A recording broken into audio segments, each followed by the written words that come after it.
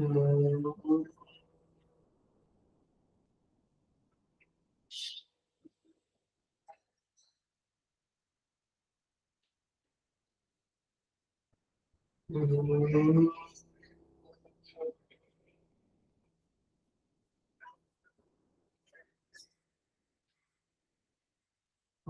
सहना भवतु सहनौ भुनक्तु सह वीर्यं करवावहै तेजस्विनावधीतमस्तु मा विद्विषावहै। ॐ शान्ति शान्ति शान्तिः। समस्त जन कल्याणे निरतं करुणामयं नमामि चिन्मयं देवं सद्गुरुं ब्रह्मविद्वरम्।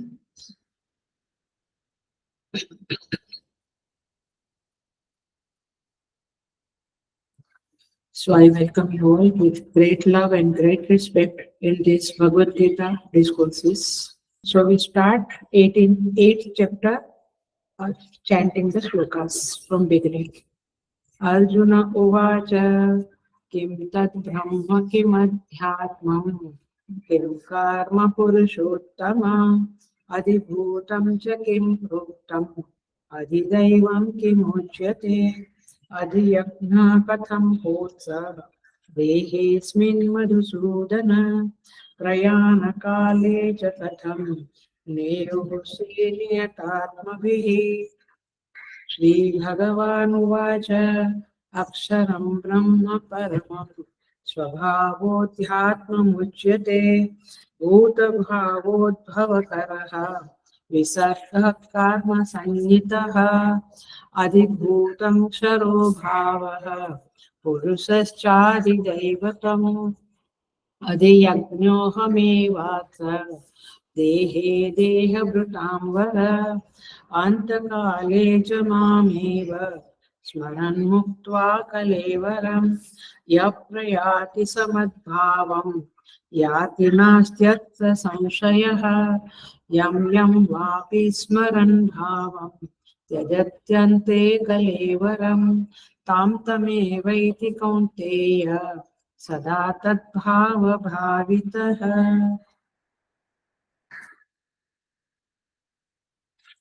So अर्जुन के 8 प्रश्न है। अधिभूत क्या, अध्यात्म क्या, अधिदैव क्या, ब्रह्म क्या, कर्म क्या, अधियज्ञ क्या है, कौन है और कैसे है, और प्रयाण काल में जो नियतात्मा भी है, नियतात्मा है, वो किस तरह से भगवान का स्मरण करता है और देह छोड़ता है। प्रयाण काल में वो किस तरह से भगवान का स्मरण करता है, कैसे भगवान को जानता है, प्राप्त करता है। इस तरह के 7-8 प्रश्न पूछे, भगवान ने उत्तर दिया। ये सब हमने पिछले क्लासेस में देखा। अक्षरम ब्रह्म परमम, भगवान कहते हैं जो ब्रह्म है वो अक्षर है। ब्रह्म माने क्या? अक्षर। भगवान ने एक एक शब्द में आंसर दिया है। ब्रह्म माने अक्षरम, स्वभाव माने अध्यात्म माने स्वभाव। अध्यात्म माने भगवान ने एक ही शब्द दिया, स्वभाव। कर्म क्या? अर्जुन का प्रश्न था। भूत भाव उद्भव करः विसर्गः, ये दो को जोड़ के भगवान ने कहा भूतों के भावों की उत्पत्ति जो करता है और जो त्याग करता है, जिसमें त्याग की संभावना है, उसे कर्म कहेंगे। तो इस तरह से भगवान ने 3 उत्तर दिया तीसरे श्लोक में। और चौथे श्लोक में भगवान ने कहा अधिभूतम क्षरो भाव, जो कुछ भी क्षर है वो अधिभूत है। और फिर अधिदेव क्या है प्रभु? पुरुषः च अधिदैवतम, भगवान कहते हैं जो पुरुष है वो अधिदेव है। माने अधिदेव माने पुरुष, माने हिरण्यगर्भ, हमने देखा था पिछले क्लास में। अब लास्ट प्रश्न जो था, माने अधियज्ञ के संदर्भ में जो अर्जुन ने पूछा था, भगवान उसका उत्तर देते हैं चतुर्थ श्लोक में, सेकंड लाइन में। अधियज्ञ अहम एव अत्र देहे देहभृताम वरः। देहभृताम वर ये अर्जुन को संबोधन है, हे देहधारियों में श्रेष्ठ अर्जुन, अधियज्ञः अहम एव अत्र देहे, इस देह में मैं अधियज्ञ हूँ, इस देह में मैं अधियज्ञ हूँ।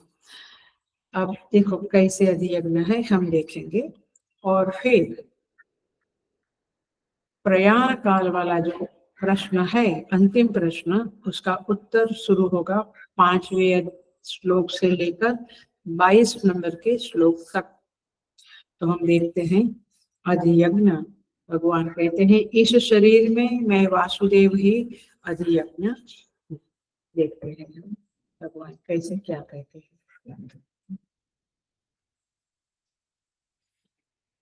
सो अधियज्ञ कौन है देखिएगा। समष्टि शरीरों के समष्टि शरीर में करणों के अनुग्राहक कौन है, हमने पिछले क्लास में देखा था। समष्टि शरीर में करणों के अनुग्राहक, करण माने इंस्ट्रूमेंट, मनोबुद्धि चित्त वगैरह जो भी इंस्ट्रूमेंट हमारे अंदर है, करण माने साधन, उसे कहेंगे करण। उसके अनुग्राहक होकर जो चेतन निवास करता है उसे क्या कहते हैं, हिरण्यगर्भ।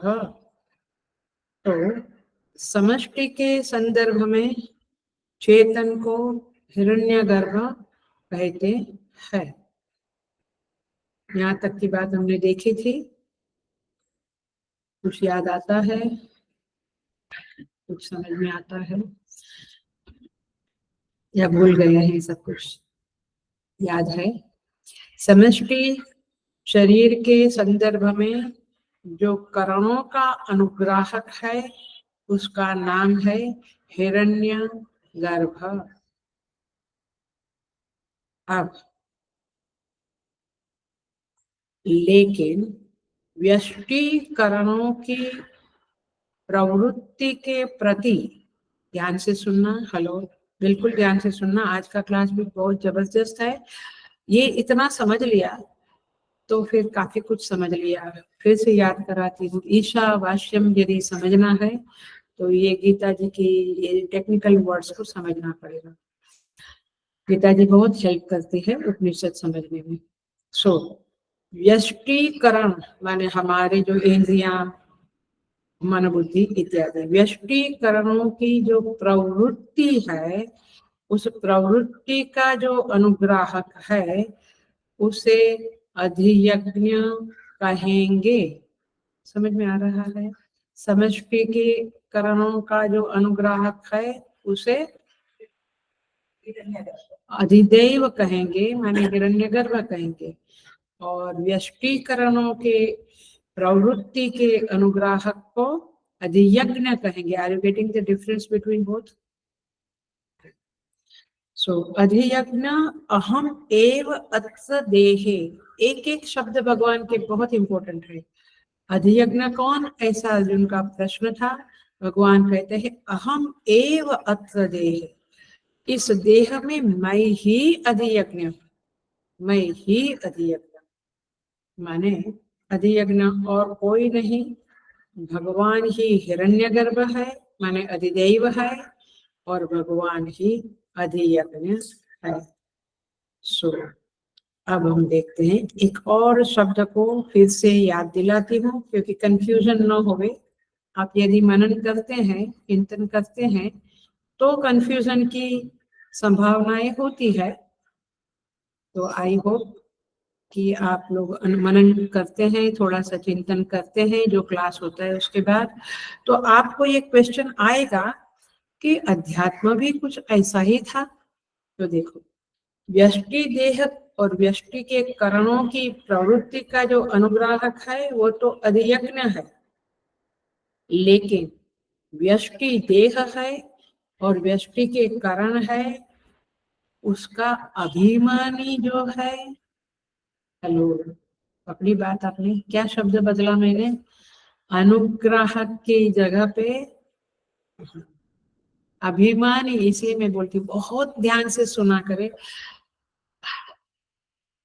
व्यवहार में भी अलर्ट रहना है और आध्यात्मिक स्वाध्याय करते समय भी बहुत बुद्धि को, माने alertness, awareness is a required value for progressing anywhere in लौकिक और स्पिरिचुअल। देह और करणों के जो अभिमानी है, उसके साथ जो तादात्म्य करता है, वह क्या है, अध्यात्म। जो चेतन उसके साथ तादात्म्य करता है उसे अध्यात्म कहेंगे। जो चेतन देह और करण उसके साथ अनुग्रह करता है उसे क्या कहेंगे, पिकअप नहीं, आ जाइए, गुड, आया पिकअप। क्या करें, हर बार मैं कहती हूँ 10 मिनट ध्यान करना चाहिए before you start the class, but anyway. तो अभिमानी एंड अनुग्रह के दो शब्द को पकड़ लेना आपने, तो चिंतन के समय में कंफ्यूजन होगा। सो भगवान भाष्यकार ने कहा था, रिफर करती हूँ पुनः, जो शरीर को आश्रय बनाकर प्रत्यगात्मा भाव से रहता है और जिसका पर्यवसान ब्रह्म में होता है, उसे स्वभाव कहते हैं, स्वस्य भाव कहते हैं, अथवा अध्यात्म कहते हैं। ये अर्जुन का प्रश्न था, अध्यात्म माने क्या, भगवान ने कहा था स्वभाव। भाष्यकार ने और खोला और क्या कहा, प्रत्यगात्म भाव से जो रहता है, द्वाविमो द्वा सुपर्णा सयुजा सखाया, याद करो उस श्लोक को, तब पता चलेगा कि एक जीव है और उसको लगो लग साथ में वही शाखा के ऊपर परमेश्वर भी विराजमान है। तो ये प्रत्यगात्म भाव से जो रहता है चेतन, उसे अध्यात्म कहते हैं। और भी कहा था, अनात्मा में आत्म बुद्धि अध्यात्म है, आप चिंतन मनन कर लेना। सो भगवान ही अध्यात्म है, भगवान ही अधिदैव है, भगवान ही अधियज्ञ है। सो अब देखिए, अध्यात्म क्या है, दोनों एक नहीं है, आप समझ गए। अनुग्रह करना और अभिमान माने तादात्म्य माने आइडेंटिफिकेशन करना, ये दोनों अलग अलग बातें हैं। और इसलिए अध्यात्म क्या है, देह में, प्राण में, करणों में माने इंद्रियों के प्रति आत्म बुद्धि का होना। मैंने तभी भी बोला था पिछले क्लास में, अनात्मा में आत्म बुद्धि, ये सब प्राण इंद्रिया वगैरह अनात्मा है, उसमें आत्म बुद्धि, ये आत्म बुद्धि माने अभिमान माने आइडेंटिफिकेशन, तादात्म्य, ये मैं हूँ। मैंने समझाया था पिछले क्लास में, मैं माने क्या, मैं हूँ माने शरीर मोटा बना तो मैं मोटा, बुद्धि मूर्ख बनी तो मैं मूर्ख, ऐसा उसमें मैं बना। तो ये है अभिमान तादात्म्य। और शरीर और देह के प्रति माने देह और करणों के प्रति अनुग्राहकता, ये अधियज्ञ है। एकदम पकड़ा अभी बात को। सो अब हम आगे बढ़ते हैं, अभी थोड़ा सा ही समझा है हमने, हम आगे बढ़ते हैं। अधियज्ञ माने एग्जैक्टली क्या। अब यहाँ पे कहते हैं भाष्यकार का सहारा लेते हैं, सर्व यज्ञ अभिमानिनी देवता विष्णुवाख्या, विष्णु आख्या, संदेह अलग पड़ेगी। जो सारे यज्ञों का अधिष्ठातृ देवता है उसे विष्णु कहते हैं। यज्ञ का जो अधिष्ठातृ देवता है वो विष्णु है। यज्ञो वै विष्णु इति श्रुते है, यज्ञ को ही विष्णु कहा गया है। सही विष्णु अहमेव, भगवान कहते वह विष्णु मैं हूँ। अत्र कहाँ हो आप प्रभु, अत्र अस्मिन् देहे यो यज्ञः तस्य अहम अधियज्ञः, भगवान भाष्यकार कहते हैं। इस देह में जो यज्ञ है, यज्ञ होता है, उसका अधिष्ठातृ मैं हूँ, अधिष्ठाता मैं हूँ। सो व्यष्टि शरीर की बातें चल रही है, व्यष्टि शरीर का ही सब देह इंद्रिय वगैरह चल रहा है। तो यज्ञ का मैं अनुग्राहक हूँ, यज्ञ का मैं आधार हूँ। यहाँ पे भाष्यकार और एक थोड़ा सा हेल्प करते हैं। यज्ञो ही देह निर्वत्यत्वेन देह समवाय, माने भगवान यज्ञ की परिभाषा देते हैं कि यज्ञ क्या है। तो यज्ञ वह है जो देह के द्वारा संपादित होता है। ऑफकोर्स वी नो, हमारा देह है तो यज्ञ होता है, नहीं तो कौन करेगा, कैसे होगा। तो इसे कहेंगे यज्ञ। एक नया टेक्निकल वर्ड भी इंट्रोड्यूस करती हूँ, क्योंकि उपनिषदों में भी आता है और गीता में भी आगे चल के आएगा। तो राइट टाइम है तो मैं इंट्रोड्यूस कर देती हूँ। देह समवायी, यज्ञ देह समवायी है। इसका अभिप्राय क्या, देह से उसका अयुत सिद्ध संबंध है, अर्थात देह के साथ ही यज्ञ की सिद्धि होती है। मतलब देह है तो ही यज्ञ हो सकता है, सिंपल। दूसरे शब्दों में कहे तो देह नहीं तो यज्ञ नहीं हो सकता है। अब समवायी माने क्या, मैं सीधा एग्जांपल देके समझाती हूँ। समवायी माने एक की सत्ता के बिना दूसरे की सत्ता एग्जिस्टेंस नहीं हो सकता है। माने घट और मिट्टी ले लो, सीधे एग्जांपल पे आ जाते हैं। घट की सत्ता, घट की सिद्धि, घट का होना मिट्टी के बिना हो सकता है नहीं, बराबर। ऐसे ही समझ, तो क्या बोलेंगे हम, घट मिट्टी का समवायी संबंध है, घट का मिट्टी के साथ समवायी संबंध है, घट का समवायी कारण है मिट्टी। ऐसे आपका यज्ञ होता है तो उसका समवायी कारण है देह, लेकिन देह तो जड़ है, इसलिए अब अधियज्ञ वाला शब्द का मीनिंग आएगा। सो तात्पर्य ये है, भगवान का नाम अधियज्ञ पड़ा तो यज्ञ के संदर्भ में पड़ा, करेक्ट। अब देखो, भगवान कहते हैं मैं इस देह में, ये याद रखना, भगवान ने ऐसा नहीं कहा आकाश में, क्या कहा, देह में। मैंने आपके हमारे सबके देह में वो बैठा है, तब तो उन्होंने कहा कि मैं अधियज्ञ। तो इस देह में मैं अधियज्ञ रूप हूँ, क्योंकि हेलो, क्योंकि इस देह से होने वाले यज्ञ का मैं अनुग्राहक हूँ। मैं अंदर बैठ के अनुग्रह करता हूँ, तब यज्ञ होता है। अब आप कहते हैं हम तो कभी यज्ञ नहीं करते हैं, तो क्या हमारे अंदर भगवान नहीं बैठे हैं? ऐसा नहीं, सुनिए। यज्ञ शब्द वैदिक शब्द है, पूर्व मीमांसा में आता है, और उस संदर्भ में यज्ञ शब्द का अर्थ कर्म लेना है, ऐसा आचार्यों का कथन है। तो अब क्या बनेगा, व्यष्टि देह में होने वाले हेलो समस्त कर्मों का, अर्थात करणों का, क्योंकि करण के बिना कर्म नहीं होगा, है ना। हस्त पाद ये सब करण है हमारे, और चक्षुश्रोत्र भी करण है, 10 करण है, इंद्रियां है। तो उन कर्मों को अनुग्रहित करने वाला जो चेतन है उसे अधियज्ञ कहते हैं। आपको कुछ समझ में आ रहा है कि या ये अधियज्ञ अधिदेव ये परमात्मा ही है, तो ईशावास्य खुलते जा रहा है।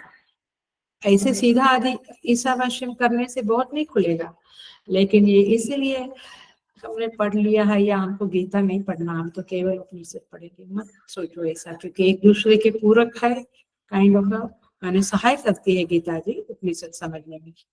सो दूसरे शब्दों में कहे तो व्यष्टि देह में होने वाले कर्मों के अनुग्रह का नाम अधियज्ञ है, और समष्टि करणों के अनुग्रह का नाम अरे अधिदेव है। मैं क्या बोल रही हूँ, समष्टि शब्द बोला ना, और वो व्यष्टि है, इसलिए कहती हूँ हर फुल अटेंशन किसको कहते हैं, शायद आप मेरे क्लास से सीखेंगे, क्योंकि आई ऑलवेज नीडेड, मैंने आई ऑलवेज वांट कि आप फुल अटेंशन में रहो, नहीं तो आधा अधूरा समझने से कोई मतलब नहीं रहता है। क्लास वालों को याद होगा कि मुंडी भी बाजू वाले की तरफ घुमाई या बाजू वाले की नोट की तरफ घुमाई तो उनसे सहन नहीं होता था। Be very much focus, very much focus. So समष्टिकरणों के अनुग्रह को अधिदैव कहते हैं। व्यष्टि देह के कर्मों को, करणों को और कर्मों को है अनुग्रह करने वालों को अधिदैव। सो यहाँ तक आपके सारे माने अर्जुन के सारे प्रश्नों के उत्तर, 7 प्रश्नों के उत्तर हो गए। कहाँ रहते हैं और कथम माने क्या करते हैं, दोनों आ गया। शरीर में रहता हूँ और सभी प्राणियों के, नॉट ओनली मनुष्य, सभी प्राणियों के शरीर में परमेश्वर इस तरह से रहते हैं। और कथम का अर्थ है वे कर्मों को, कर्मों के प्रति अनुग्रह करते हैं, कर्मों के प्रति, देह के प्रति अनुग्रह करते हैं। सो अब आते हैं हम आगे के प्रश्न के पहले। अब यहाँ पे बात है कि भगवान किस संदर्भ में, ध्यान से सुनना, किस संदर्भ में किस नाम से पुकारे गए हैं। सब कुछ भगवान ही है, परमेश्वर ही है। सारे प्रश्नों के उत्तर में सेंट्रल में परमात्मा ही है, एसेंस में परमात्मा ही है। बट संदर्भ, संदर्भ माने with reference to, with respect to, समझ में आता है, विथ रेफरेंस, उसके संदर्भ में। अच्छा चलो आपका लौकिक पे जाना ही पड़ेगा। आप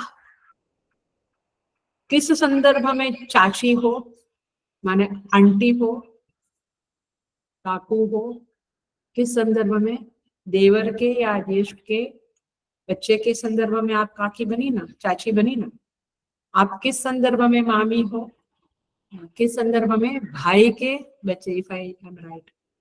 आप किस संदर्भ में माँ हो, बेटे के संदर्भ में। किस संदर्भ में पत्नी हो, पति के संदर्भ में। किस संदर्भ में बहू हो, सास ससुर के संदर्भ।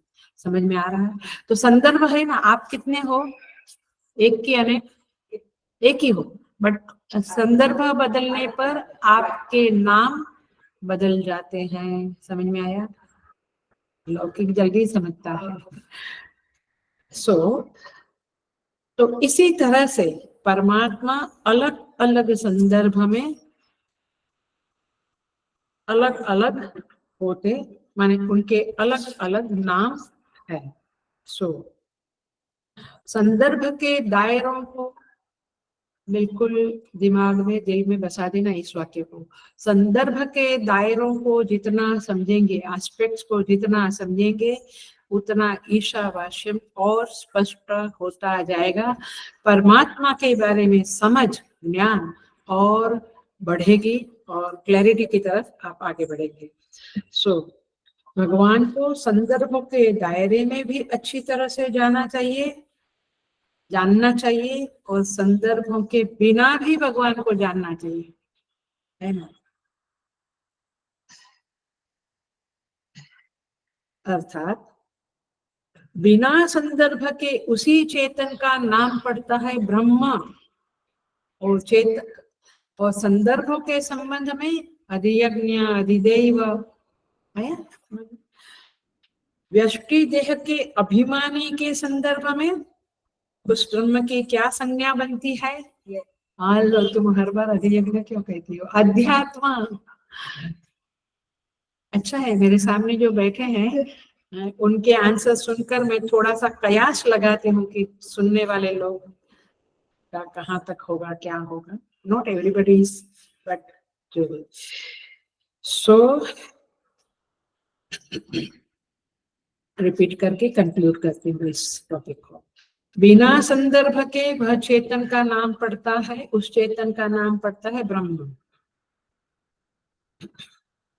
देह के संदर्भ में, देह के, व्यष्टि देह के और करणों के अभिमानी के संदर्भ में उस ब्रह्म की संज्ञा बनती है अध्यात्म, है ना। इंद्रियों में आत्मबुद्धि अध्यात्म, प्राण में बुद्धि में आत्मबुद्धि, मन में आत्मबुद्धि, अनात्मा में आत्मबुद्धि अध्यात्म। तो परमात्मा उन करणों के साथ जो आत्मबुद्धि है उसे अध्यात्म कहते हैं, वह भी परमात्मा ही है, वही चेतन ही है जिसे अध्यात्म कहेंगे। और उस ब्रह्म की संज्ञा जब सृष्टि के संदर्भ में होती है तब उसे अधिभूत कहेंगे।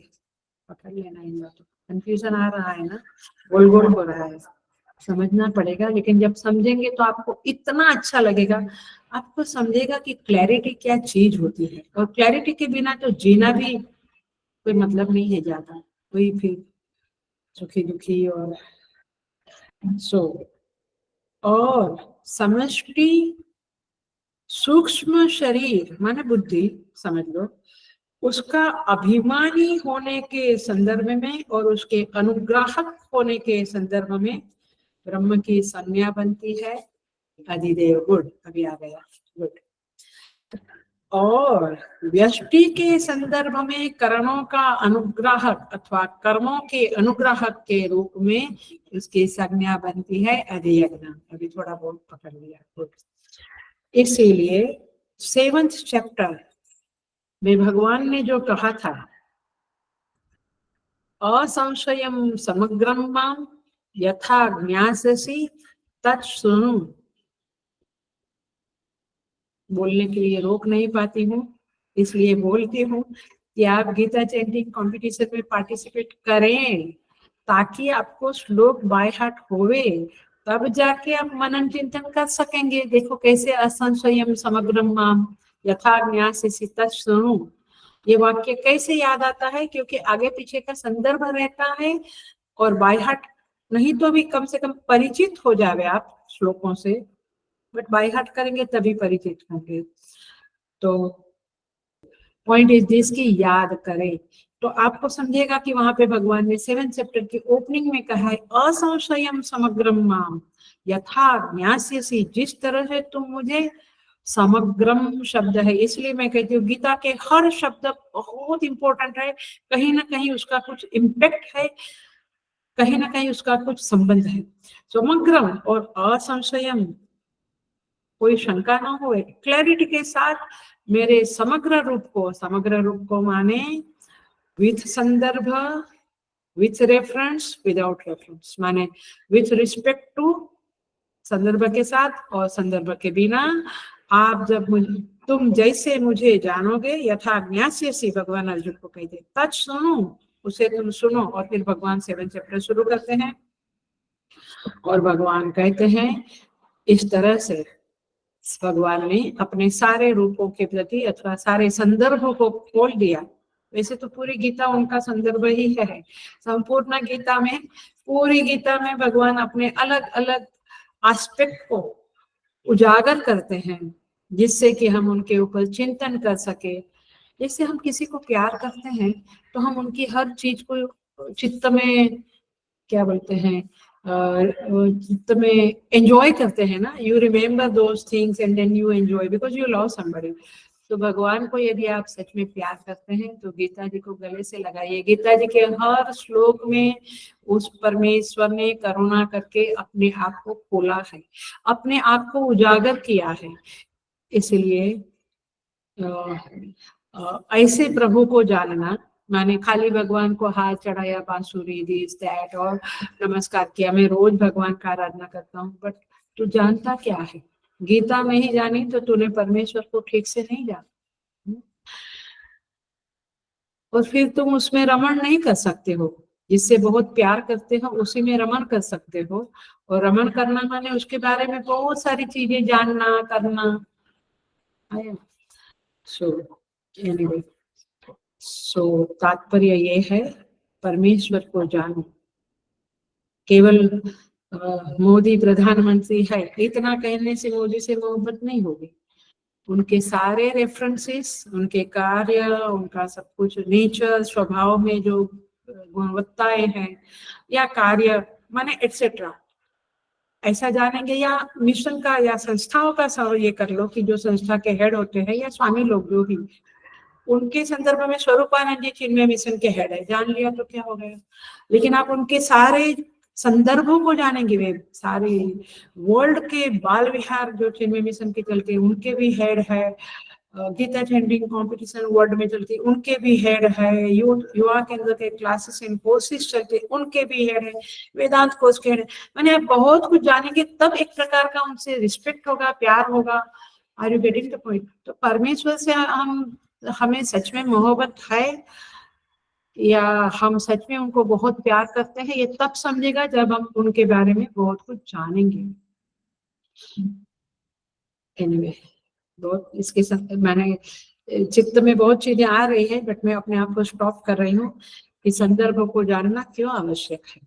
सो यहाँ पे समग्र रूप से जब हम जानते हैं तब हम परमात्मा को जानते। तो जानने योग्य दो चीजें हैं, एक है वह वस्तु, वो स्वयं, एंड दूसरा है उनके सारे के सारे संदर्भ, रेफरेंसेस, उनके सारे एस्पेक्ट्स, उनकी क्वालिटीज, उनकी महिमा, उनका ऐश्वर्य, उनका सौंदर्य, ये सब जानना चाहिए। तो भगवान ने कहा कि ज्ञानी होने के लिए मुझे अकेले ही नहीं जानना है, मुझे सारे संदर्भों के साथ उसके अनुसार जानना है, वरना संदर्भ जब आएगा तो विभ्रम पैदा होगा, माने शंकाएं आएगी और गलत फहमियां होगी। सो भगवान कहते हैं इस श्लोक में, माने इस अध्याय की ओपनिंग में परमात्मा अपने चतुर्विध संदर्भ को देते हैं। क्या देते हैं? देह सत्ता और उससे संबंधित सत्ता की दृष्टि, अधिभूत, समष्टिकरणों के अनुग्राहक अधिदेव,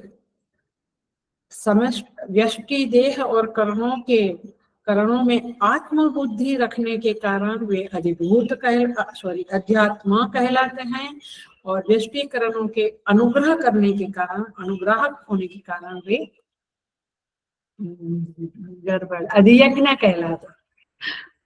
पढ़ना नहीं तो रिकॉर्डिंग सुनना 2-3 बार, तब जाके, बट ये चीजें साफ होगी तो आपको बहुत अच्छा लगेगा चिंतन के लिए। सो अध्यात्म इन अधिभूत निकट निकट है, एन इवन अधियज्ञ निकट है। अध्यात्म अभिमानी को कहेंगे, अधियज्ञ अनुग्राहक को कहेंगे, और समष्टि के संदर्भ में अधिभूत कहेंगे। So I think that's enough for today माने ये श्लोक के लिए। तो अभिमान के संदर्भ में अध्यात्म, अनुग्रह के संदर्भ में अधियज्ञ, समष्टि के अनुग्रह के संदर्भ में अधिदेव, और समष्टि संदर्भ में अधिभूत। तो इस तरह से जो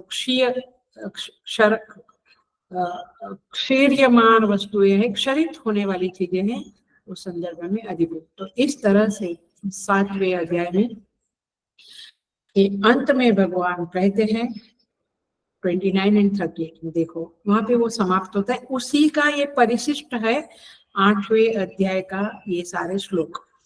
भगवान कहते ते ब्रह्म तत्विदु कृष्णम अध्यात्मम कर्म च अखिलम। ते माने वे लोग जो नियतात्मा भी है, नियतात्मा है, वे लोग ब्रह्म को जानते हैं, कृष्ण अध्यात्म संपूर्ण अध्यात्म संपूर्ण कर्म को जानते हैं, साधिभूताधिदैवम माम साधि यज्ञम चये विदुहु। विदुहु माने जानते हैं, ये 7th चैप्टर का अंतिम 2 श्लोक है। वे साधि यज्ञ को भी जानते हैं, साधि देव को, साधि भूत को, अध्यात्म को, कर्म को, ब्रह्म को, सब कुछ जानते हैं। कौन कौन? नियतात्मा माने अच्छा साधक, ग्रेट साधक। क्योंकि आपको लगेगा ये क्यों रेफर किया, क्योंकि अभी आगे के श्लोक से वही आपको समझना पड़ेगा पहले तो, कि नियतात्मा कौन है जो ये सारी चीजों को जानता है, संदर्भों को भी जानता है और बिना संदर्भ को भी परमात्मा को जान लेता है, ऐसा साधक कौन है, इसलिए रेफर किया मैंने। और इस तरह से यहाँ पे अधियज्ञ जो अंतिम प्रश्न था वो भी पूरा होता है। अब अंतिम माने अधियज्ञ एक्सेट्रा में। अब 8वां जो प्रश्न था क्या था? प्रयाण काल में भी ये साधक, ये ग्रेट साधक कैसे परमात्मा को जानता है, कैसे ज्ञानी बना रहता है, इस बात को आप मुझे बताइए, ऐसा अर्जुन ने कहा था। भगवान अब बताते हैं, हम चले जाते हैं 5वें श्लोक में प्रवेश कर जाते हैं।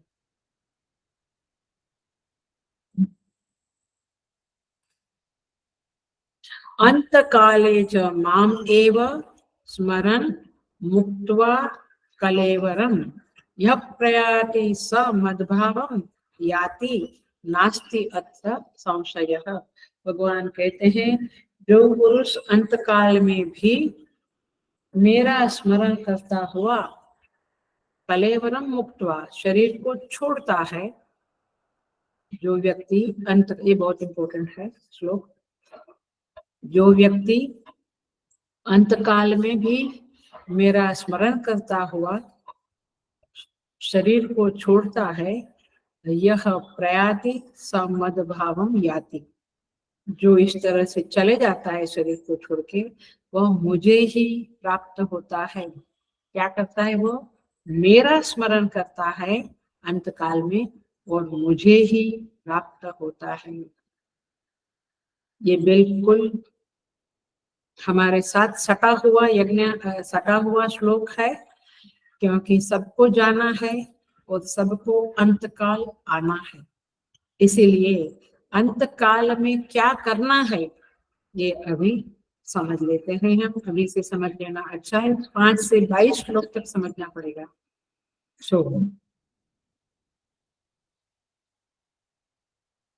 यह प्रयाति समद्भावम, जो जाता है वो मेरे भाव को प्राप्त करता है। नास्ति अत्र संशय, इसमें कोई संशय नहीं है।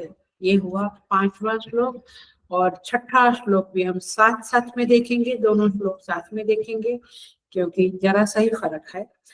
6ठे श्लोक में भगवान कहते हैं, यम यम वा अपि स्मरण भावम त्यजत्यन्ते कलेवरम, जिस भाव को स्मरण करते हुए शरीर को छोड़ता है। क्या फर्क पड़ा? पहले क्या कहा था? मेरा स्मरण करते हुए छोड़ता है। अभी क्या कहा? जिसका जिसका भी भाव का स्मरण करते हुए, भाव माने पदार्थ का, व्यक्ति का, चीजों का, जो भी, जिसका जिसका भी स्मरण करते हुए शरीर को छोड़ता है, तम तम एव एति, उसी उसी को प्राप्त करता है। मेरा स्मरण करके छोड़ता है शरीर, वो मुझे प्राप्त करता है। जिसका जिसका स्मरण करके शरीर छोड़ता है, माने शरीर छूटने के समय वो जिसका स्मरण करता है उसको पाता है। आया? आपने डोगी का स्मरण किया तो, आपने वृक्ष का, आप किसका स्मरण करते हो? दुकान का, या गुरु का, या परमात्मा का? किसका स्मरण करते हो आप? उसको आप किचन का, क्योंकि क्षर भी परमात्मा ही है, क्षरो भाव भी परमात्मा ही है। इसलिए किसका स्मरण करते हैं, किसका स्मरण करते हैं उसको आप पाते हैं। कौनते या सदा तद्भाव भावित, भगवान कहते हैं तद्भाव भावित माने उस भाव से भावित होकर। किस भाव से? जिंदगी भर जिस भाव को, जिस चीज को आपने प्रायोरिटी और महत्व बुद्धि देकर गले से लगाया है, छाती से लगाया है, जिंदगी भर कोई एक चीज, दो चीज, कुछ होता है जिसको आप अखंड स्मरण में रखते हैं, आपके बैकग्राउंड में, आपके माइंड के पीछे उसका स्मरण चलता रहता है।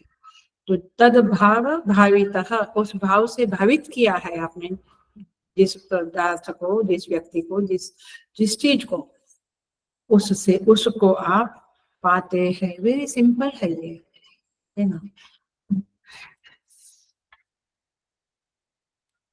कोई सोचा है मैं गुरु बनूंगा, कोई सोचा है मुझे मिनिस्टर बनना है, कोई सोचा एक्टर बनना है। आप देखिए जी, बड़े बड़े लोगों की बायोग्राफीज देखिए आप, वही है कि बचपन से उनके चित्त में वही चीज चलती थी, तब जाके मृत्यु के समय में भी वही चलती है, फिर नेक्स्ट बर्थ में फिर उनका वही शुरू हो जाता है वो भाव, और फिर वो उसी को पाते हैं।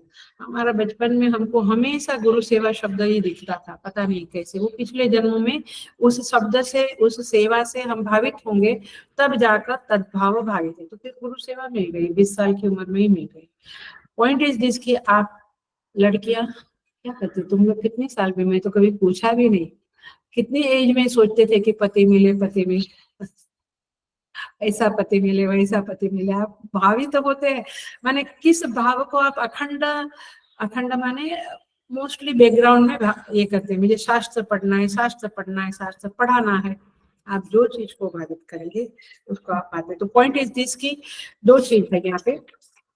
एक तो है मेरा मेरा मेरा स्मरण करेंगे मृत्यु के समय तो मुझे पाओगे, नहीं तो जिसका जिसका स्मरण करोगे उसको उसको पाओगे, उसको प्राप्त करोगे। That is the point. इसलिए पांचवा और छठा श्लोक ऑलमोस्ट गो टुगेदर, उसके सिद्धांत गो टुगेदर, तो हम उसको देखते हैं। लेकिन उसके पहले हम एक शब्द को देख लेते हैं जो दोनों को डिजर्व करता है। मैंने आगे पूरे 5 से 22 श्लोक तक डिजर्व करेगा। वो शब्द है नियतात्मा, है ना। वही भगवान को स्मरण करता है, वही भगवान को पाता है। तो उसी को युक्त चेतस कहा था भगवान ने। सो दोनों एक ही शब्द है, एक ही अभिप्राय है। तो युक्त चेतस क्यों बना, नियतात्मा क्यों बना? क्योंकि नियत माने कंट्रोल, यत माने कंट्रोल करना, बिल्कुल क्या कहते हैं, ठहराव की स्थिति में रहना। एक उसके चित्त में एक ठहराव रहता है। वी कैन अंडरस्टैंड कि उनके बैकग्राउंड में, उनके माइंड के बैकग्राउंड में परमात्मा का स्मरण चलता रहता है। तो ऐसा व्यक्ति कंट्रोल, बिल्कुल इधर उधर नहीं जाता। मैं फिर से बोलना चाहूंगी, स्वामी सुबोधानंद जी को जो देखा है, उनकी आवाज में कभी उतार चढ़ाव नहीं देखा। एक ही टाइप से, हम लोग तो कभी जोर से बोलते हैं, कभी हमारा आवाज ऊंचा, कभी नीचा, कभी इधर। उनका एक ही ठहराव वाली एक वाणी, अखंड जिंदगी भर, जितना सालों से 20-25 सालों से हमने देखा उनको, एक ही आवाज में जरा भी इधर उधर नहीं। वो तो बाहर की बात है, बट अंदर की बात यहाँ पे ये है कि उसके चित्त में, नियतात्मा के चित्त में प्रभु का स्मरण चलता रहता है, उन्मुखता रहती है, उनका आश्रय भाव वही बना रहता है। आप एक एक धीरे धीरे समझता है ये चीजें। मैं भी ये कहूंगी कि पहले ये इतना क्लैरिटी से नहीं समझता था, धीरे धीरे समझने लगा। कितना बड़ा वाक्य है कि आपका आश्रय भाव उनके उस परमात्मा में रहे, माने कितनी बड़ी बात है। आश्रय भाव कितना, कितनी जगह पे है अभी हमारा, पति में, पुत्र में, धन में, इसमें उसमें, बहुत जगह पे। लेकिन परमात्मा में रहे कि वो तो जब डॉक्टर लोग हाथ ऊपर करते तब परमात्मा में आश्रय भाव जाता है। तो परमात्मा में आश्रय भाव अखंड रहना, मैंने कुछ भी है तो अंदर चित्त में ये आना, मेरा भगवान है ना, मेरे प्रभु है ना मेरे साथ। क्यों, ये बहुत बड़ी बात है। और बहुत भाग्यवान जो साधक होते हैं, उनके चित्त में हर बार यही आता है। कहीं कुछ संकट आया या कहीं कुछ प्रतिकूल दिखा, मेरे भगवान है ना, ठीक हो जाए। ये वेरी डिफिकल्ट है, लेकिन यदि हम समझते हैं आश्रय भाव को, तो फिर हम ये साधना अवश्य आज से शुरू कर दें। सो आश्रय भाव रखकर पूरा जीवन जो साधक बिताता है, भगवान के बारे में ही सुनता है, उनके बारे में बोलता है, उनकी सेवा में ही जीवन खपाता है, उनमें ही रस लेता है, उनमें ही रमन करता है, ऐसे साधक लोग नियतात्मा कहलाएंगे। नहीं, मुझे मैं कभी गुस्सा नहीं करता, मैंने गुस्से पे कंट्रोल किया है, अच्छी बात है। लेकिन परमात्मा में तेरा चित्त कितना गया है? नहीं तो क्रोध पे कंट्रोल करते हैं, क्योंकि वहां मेरा स्वार्थ है सामने वाले से, इसलिए मुझे मैं गुस्सा दबा देता है। अरे बेटा, स्वार्थ है तो सब कुछ होता है, बट परमात्मा में कितना चित्त को रखा है, ये मुख्य बात है। इसीलिए श्रीमद् भागवत के ओपनिंग में सुखदेव जी महाराज परीक्षित के प्रश्न के उत्तर में कहते हैं, बहुत सुंदर कहते हैं, बहुत सुंदर, मेरा फेवरेट श्लोक है ये।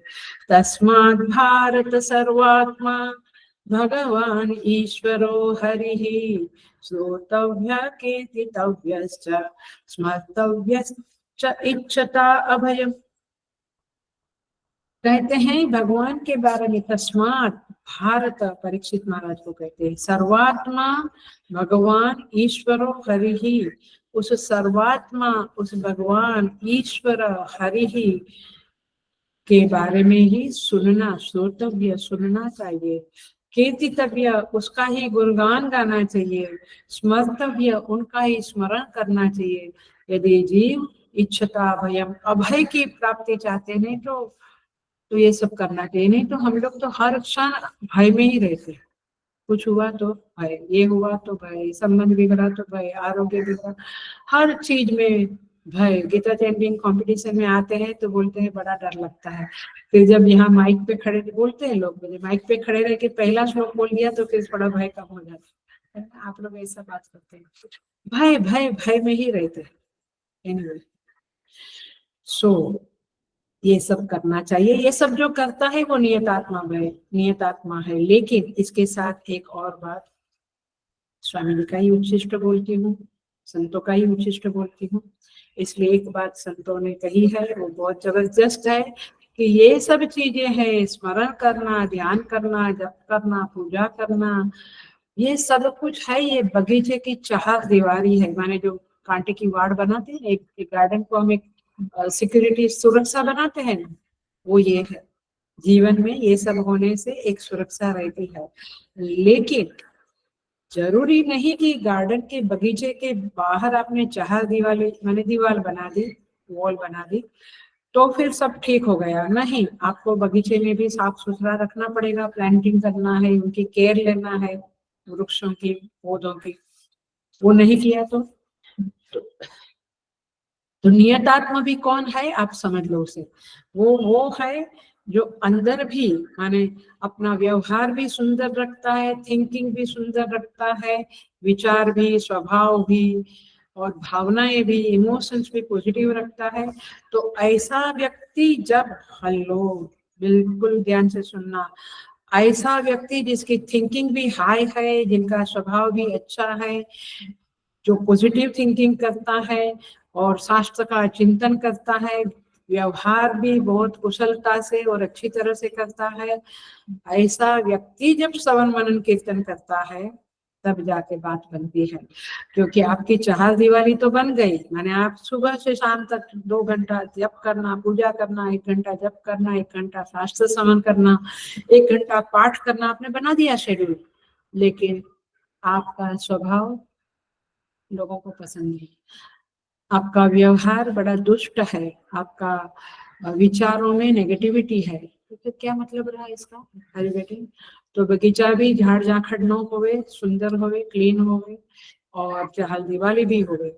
इसका तात्पर्य है नियत आत्मा वह है, कंट्रोल माइंड वाला वह है, जो जिसका व्यवहार भी अच्छा है, भावनाएं भी अच्छी है, थिंकिंग भी क्लियर है, और जिसका स्वाध्याय, श्रवण मनन, चिंतन, पाठ, पूजा वो भी नियम से चलता है, उसे नियतात्मा कहते। बहुत बार हम देखते हैं कि साधक लोग होते हैं, थोड़ा ईगो होता है, थोड़ा निष्ठुर होते हैं, दूसरों को कम समझने के कारण व्यवहार में थोड़ी धृष्टता आ जाती है, इत्यादि इत्यादि हम देखते हैं, संस्था में ही देखते हैं ज्यादा करके तो बाहर भी देखते हैं। सो भगवान कहते हैं अंत काले च मामे वो, माने मुझे ही जो ऐसा नियतात्मा है वो केवल मेरा ही स्मरण करता है। इसका अर्थ क्या हुआ, माम एव, इसका अर्थ ये हुआ कि भगवान ही प्रायोरिटी है और भगवान में ही महत्व बुद्धि है। ये दो शब्द अलग अलग है लेकिन समझना पड़ेगा। प्रायोरिटी माने प्राथमिकता, भगवान ही प्राथमिकता है। हमारे पास कितनी प्रायोरिटी है, बहुत सारी प्रायोरिटीज है, और भगवान ही सेकेंडरी, थर्ड, फोर्थ, 10वां 12वां नंबर है भगवान का। सब कुछ होने के बाद टाइम है तो फिर भगवान का करेंगे। और महत्व बुद्धि, महत्व बुद्धि हमारी भगवान में ज्यादा है या जगत के पदार्थों में, व्यक्तियों में, परिस्थितियों में ज्यादा है। परिस्थिति भी बिगड़ी तो हम प्रेयर भगवान को करने लगते हैं, माने आपके लिए महत्व बुद्धि किसमें है, परिस्थिति अच्छी बने। तात्पर्य यह है कि महत्व बुद्धि भी परमात्मा में होवे और प्रायोरिटी भी परमात्मा में होवे, आश्रय बुद्धि भी उनमें होवे, और उनका स्मरण चलता रहे, तब जाकर हम नियतात्मा बन सकते हैं। और माम एव कहने का तात्पर्य भगवान का यही है कि उसका सारा जीवन प्रभु की शरणागति में चल रहा है। और इसीलिए इसका क्लासिक एग्जाम्पल महाभारत में है।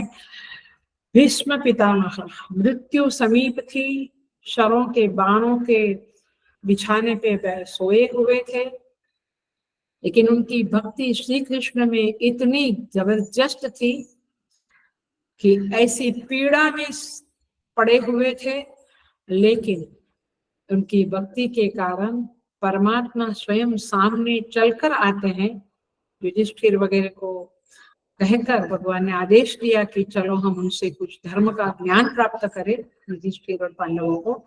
ऐसा कह के भगवान उनको वहां ले गए और शरशैया पर पड़े हुए भीष्म के सामने खड़े रहे, क्योंकि भगवान का वचन है श्री गीता जी में, तेसाम अहम समुद्धर्ता मृत्यु संसार सागरात।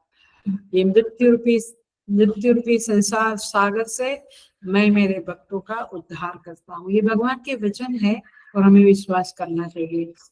तो भगवान सामने खड़े हैं, भगवान को पितामह भीष्म कहते हैं, हे प्रभु, हे कृष्ण, मैं आपको कुछ दान करना चाहता हूँ। क्या? मैं कन्यादान करना चाहता हूँ, मेरी कन्या को आपको समर्पित करना चाहता हूँ। कन्या? क्या कन्या? बुद्धि रूपी कन्या को मैंने, जैसे पिता पुत्री को 20-25 साल तक अच्छी तरह से संभालते हैं, ऐसे मैंने मेरी बुद्धि को अच्छी तरह से संभाला है, उसको संवारा है, परिमार्जित किया है, शुद्ध किया है, और अब उसका श्रृंगार करके मैं आपके चरणों में उसे समर्पित करना चाहता हूँ, क्योंकि आप ही, क्या क्लासिक बात है, मैंने दिल द्रवित हो जाता है, दिल कांप जाती है रूह हमारी कि क्या शब्द है, मैंने खुशी के मारे कांपती है। क्या शब्द है कि आप मेरी इस बुद्धि रूपी कन्या के लिए आप ही योग्य वर हो। वर माने पति, स्वामी। समझ में आता है? कई माता पिता अपने बच्चों को संस्थाओं में समर्पित करते, मैंने अनाथ आश्रम नहीं समझना, ये ईशा फाउंडेशन है, आर्ट ऑफ लिविंग है, चिन्मय मिशन है, बड़ी बड़ी संस्थाएं हैं जहाँ पे साधक लोग ब्रह्मचर्य का पालन करते हुए, माने शादी वगैरह नहीं, माने समर्पित होते हैं। माता पिता स्वयं समर्पित करते हैं। क्यों? क्योंकि उन्हें पता है कि गुरु ही एक योग्य व्यक्ति है इस संसार में, जिनको मेरा बच्चा समर्पित करने से मेरा बच्चा महान बन जाएगा, उसका कल्याण हो जाएगा, उसको पुण्यशाली बन जाएगा। ऐसे सोचने वाले माँ बाप है हमारे हिंदुस्तान में, तो है ही है। ऐसे माने भगवान श्री कृष्ण को भीष्म पितामह ऐसे अपनी बुद्धि का दान करते हैं। भगवान को कितना सुंदर कहते हैं कि मैंने इसे शुद्ध किया है। इसे माता पिता कहते हैं कि गुरुदेव, हमने इन बच्चों को संस्कार दिया है, आप उन्हें स्वीकार करें और आपके आश्रम में वे स्वाध्याय करें, शास्त्र पढ़े और समाज की सेवा करें, अध्यात्म की सेवा करें। कितने महान पेरेंट्स होते हैं वो, आप लोग कभी सोच भी नहीं सकते। मैंने संसार के लोगों को इतना कुछ, जैसे मैंने बोला ना, वित्त संदर्भ किसी को जानना, और ऐसे ही हाँ बहुत अच्छे हैं, बहुत अच्छा पढ़ाते हैं, नो नॉट ओनली दैट, बहुत कुछ चीजें आगे पीछे होती है, हम इसे समझे तो अच्छा है। तो इस तरह से भगवान श्री कृष्ण को भीष्म पितामह कहते हैं, आप ही इसके लिए, माने मेरी बुद्धि रूपी कन्या के लिए योग्य वर हो। ऐसा भागवत जी में लिखा है, मैं नहीं बोल रही, इसीलिए मैं आपकी अपनी बुद्धि का आपको दान करता हूँ। क्या तात्पर्य होगा? बुद्धि को संवारा है, सजाया है, परिमार्जित किया है, शुद्ध किया है, क्या मतलब है? मतलब मैंने मेरी बुद्धि को हमेशा आपके साथ जोड़े रखने की साधना की। What a beautiful, what a wonderful, what a great thing. मैं कहती हूँ हमारे अंदर ये इच्छा भी आवे तो भी हम धन्य है। ये इच्छा भी बहुत कम लोगों को आती है। तो कहने का अभिप्राय है स्मरण। पितामह ने ये कहकर अपनी बुद्धि को प्रभु के साथ एकाग्र करके शरीर छोड़ा। तो अंतकाले च मामेव स्मरण मुक्त्वा कलेवरम सयाति मदभावम। तो क्या भीष्म पितामह गधा घोड़ा बने होंगे? वे परमात्मा में एक हो गए होंगे। गधा घोड़ा भी बनते ही है हम, क्योंकि किसी हमेशा दूसरों को मूर्ख समझना, सो मेनी थिंग्स है, गिद्ध हमेशा लालच रखना, जो भी क्वालिटीज आपके अंदर डेवलप होगी उसके मुताबिक ही योनियां मिलेगी। ये मैं बहुत बार कह चुकी हूँ। तो इसलिए उसी के संदर्भ में ये श्लोक है। जिसका आप चिंतन करेंगे, आप कुत्तों का चिंतन करेंगे, करते ही है लोग, दिन भर करना पड़ता है, ये खाना देना है, घुमाने ले जाना है, ये कर। आप जिसका चिंतन करेंगे वही आप बनेंगे। देवता घर में है, और पहले के समय में पूरा देवघर रहता था। याद है हमारे घरों में देवघर रहता था एक अलग से। तो देवघर में आप जब भी जो भी है, आप देवघर में नमस्कार करके बाहर जाते थे, आके नमस्कार करते थे। तो देवघर का चिंतन, देवता का चिंतन करेंगे तो उसमें जिसका चिंतन करेंगे। और इसलिए नेगेटिविटी एक वेरी क्या बोलेंगे, नेगेटिविटी एक प्रकार का जहर है, क्योंकि आप किसी का नेगेटिव चिंतन करेंगे तो आप उसी में जाएंगे। इसीलिए चिंतन हो अथवा चित्त में किसका स्मरण करते हो, क्या चीजें आती है आपके चित्त में, it makes lots of different, माने वो बहुत मायने रखता है। ये राइट शब्द सुझाव में बहुत मायने रखता है कि आप क्या सोचते हो। यहाँ पे कहते हैं, ये अर्जुन का अंतिम प्रश्न था। प्रयाण काले भगवान कहते हैं जो मेरा स्मरण करते हैं उसकी गति मैं ही हूँ। सब प्रयाति मदभाव नास्ति अर्थ संशय। ओ माय गॉड, भगवान ने कह दिया, इसमें कोई संशय नहीं है। वाह। 8वें श्लोक में भी भगवान, 8वें अध्याय के 6ठे श्लोक में भी भगवान वही कहते हैं, यम यम वापि स्मरण भावम त्यजत्यन्ते कलेवरम। जिस भाव का स्मरण करके शरीर को छोड़ते हैं, तम तम एव एति कौन्तेय सदा तद्भाव भाविता।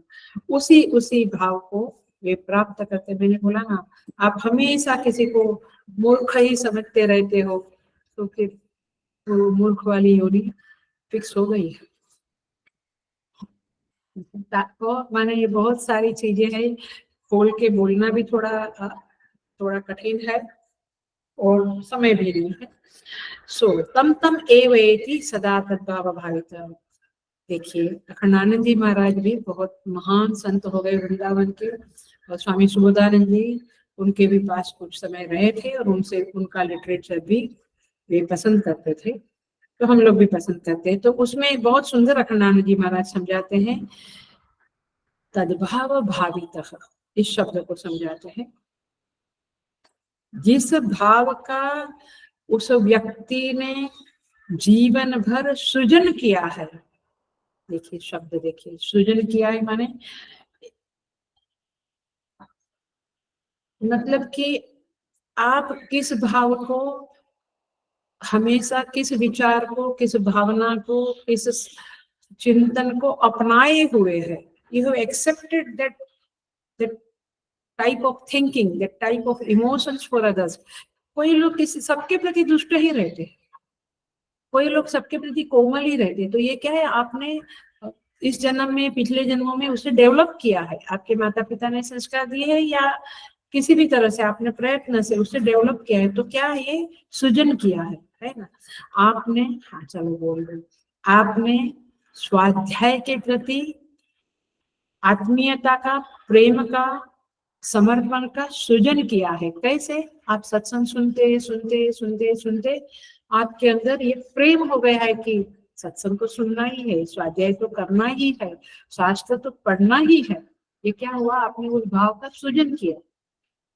चाहे उसमें काफी लोगों का कंट्रीब्यूशन रहता है, हमारे फैमिली का, गुरु का, बहुत बहुत कुछ रहता है। तो जिसके द्वारा आपने भाव का सृजन किया है, उस सृजित भाव से आप भावित होकर अपना जीवन बिताते हो। एक दो दिन की बात, एक दो साल की बात नहीं है, जीवन बिताते हो। अभी मैं थोड़ा लाइटर मोड में कहूंगी तो ये है कि सपोज आचार्य कहे कि Monday to Sunday daily class है, तो जीरो संख्या हो जाएगी। लेकिन धन्यवाद जरूर दूंगी मैं अहमदाबाद के साधकों को, क्योंकि मैं वहां पे 10 साल रही। उसमें 6 साल, पहले के 3-4 साल तो मैं जाती थी सोसाइटी में या ऐसे क्लासेस चलते थे, लेकिन 6 साल मेरे 2001 टू 2006 में अहमदाबाद के लोग कॉलर टाइट करो, क्योंकि वे लोग 2001 से 2006 तक डेली आते थे, मंडे टू फ्राइडे क्लास रखते थे और कभी बंक नहीं करते थे, लगभग अनलेस वेरी क्रिटिकल सिचुएशन वे लोग रेगुलर आते थे। 60-70 लोग थे रेगुलर, उनका क्लास चलता था। तो पॉइंट इज दिस कि आप समर्पित हो जाओ। नहीं, स्वाध्याय तो करना ही है, उसके प्रति तो मेरा समर्पित भाव है, इसे कहेंगे आपने सृजित किया, सृजन किया उस भाव का। ऐसे बाकी सारी चीजों का, किचन का, मेडिसिन, आप जो भी लो, आप किसी न किसी भाव का सृजन करते रहते हो। अखंडानंद जी महाराज कहता है कि जीवात्मा का वह सृजित भाव जिसके द्वारा भावित होकर अपना जीवन बिताया है, वह भाव चुंबक की तरह है। हेलो, मैं एग्जांपल दे रही हूँ, दृष्टांत एंड दाष्टांत। चुंबक की तरह है।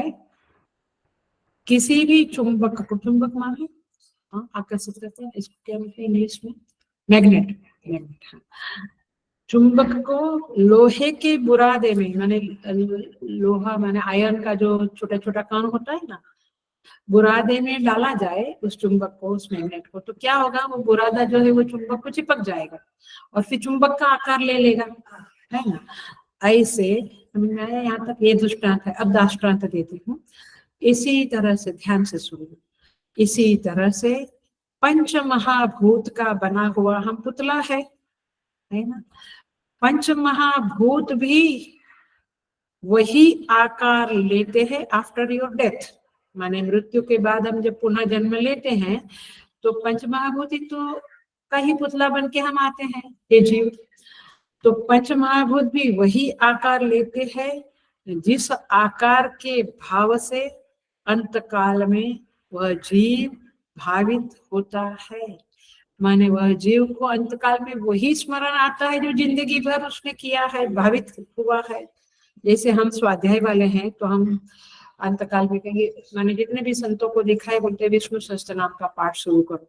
क्यों ऐसा क्यों नहीं कहते कि मुगले आजम शुरू करो? समझ में आता है तात्पर्य ये है।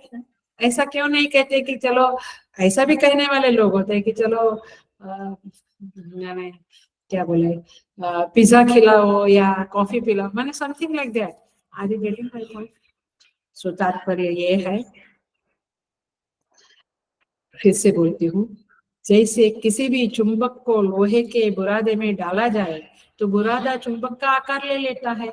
ये दृष्टांत हुआ, एग्जाम्पल हुआ। अब दाष्टांत, इसी तरह पंच महाभूत भी वही आकार लेंगे आप जब नया जन्म लेंगे तभी, जिस आकार के भाव से, मैंने व्यक्ति, वस्तु, परिस्थिति, जो भी इमोशंस, जो भी अंतकाल में जीव भावित हुआ है, जीव ने अंतकाल में जिसका स्मरण किया है, जिस भाव से वो भावित हुआ है, भाव से भावित मैंने उस व्यक्ति का स्मरण, वस्तु का, इमोशंस का अथवा इच्छाओं का, जो भी आप भावित हुए हैं जीवन भर में, वही अंतकाल में आएगा और फिर अगला जन्म में पंच महाभूत उसी आकार में आपको प्रकट करेंगे, आप उसी आकार में मैनिफेस्ट होएंगे।